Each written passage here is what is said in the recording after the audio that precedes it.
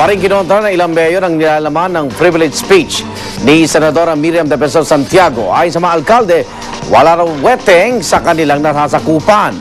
Saksi si Joseph Morong.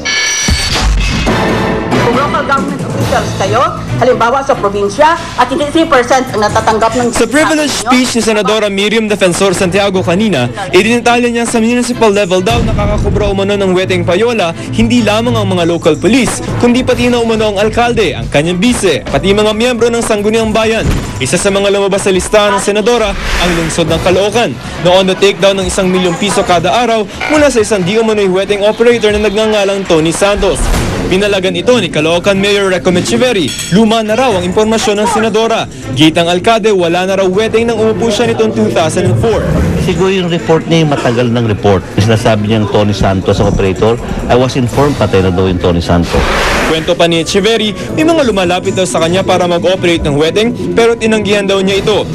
Chairman si Echeverry ng National Executive Board ng League of Cities of the Philippines o LCP at sa kanilang pagtitipon, itinanggi rin ng ilang mayor ng Pampanga na umiiral pa rin ng illegal numbers game sa kanila.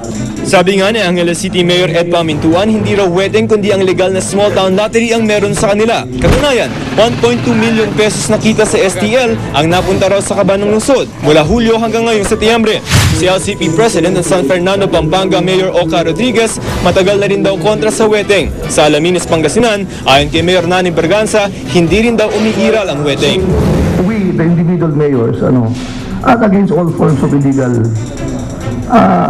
gambling, not only wetting, but all forms of illegal gambling. Bilang isang grupo, wala pang posisyon ng League of Cities of the Philippines tungkol sa weteng pero iminangkahi na raw ng Philippine Charity Sweepstakes Office ang Small Town Lottery o STL na pampalit sa weteng. Pinapag-aralan pa ng LCP kung mas mabuti itong alternatibo sa weteng. Hindi pa kasi malinaw sa ngayon kung mga local government unit ang magpapatakbo nito. Ako si Joseph Morong, ang inyong saksi. Samantala, Hollywood socialite Paris Hilton hinarang ng mga immigration officials sa Japan. At popstar Lady Gaga pinangunahan ng rally para sa karapatan ng mga sundalong bading at lesbiana sa Amerika. Kakaibang Lady Gaga ang nanguna sa isang rallying dinaluhan ng libo-libo sa Maine sa Amerika. Ang karaniwang takaw pansin at kontrobersyal nitong forma, napalitan ng formal at seryosong asta. Seryoso rin kasi ang tema ng rally na layong ipaglaban ang karapatan ng mga sundalong bading at lesbiana.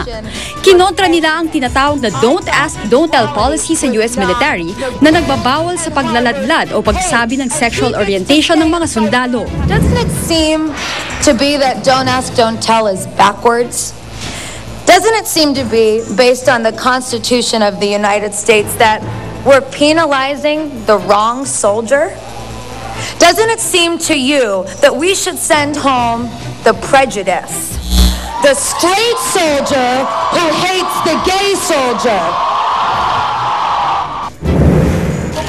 Kararating pa lang ng Japan Airport, pinauwi na agad ng Amerika si Paris Hilton. Papuntang Tokyo sana ang Hollywood socialite para mag-promote ng kanyang fashion products, pero di siya pinayagang makapasok sa Japan dahil daw sa kinasangkutan niyang drug case sa Las Vegas, Nevada. Ox lang naman daw ito kay Paris na may balak pa rin daw bumalik ng Japan. Sabik na si Denver The Excitement Cuello sa nalalapit niyang pagtutuos sa boxing ring kay Muhammad Rahman sa darating na Sabado sa Iligan City.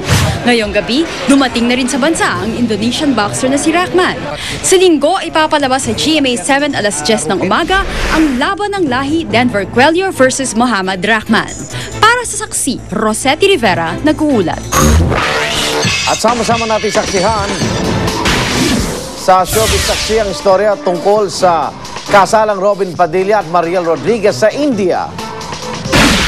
At Charis, lalong hinangaan matapos mapanood sa pilot episode ng Season 2 ng Glee. Balitang hatid ng isang liga ng katotohanan. Sa sama-sama nating pagiging saksi.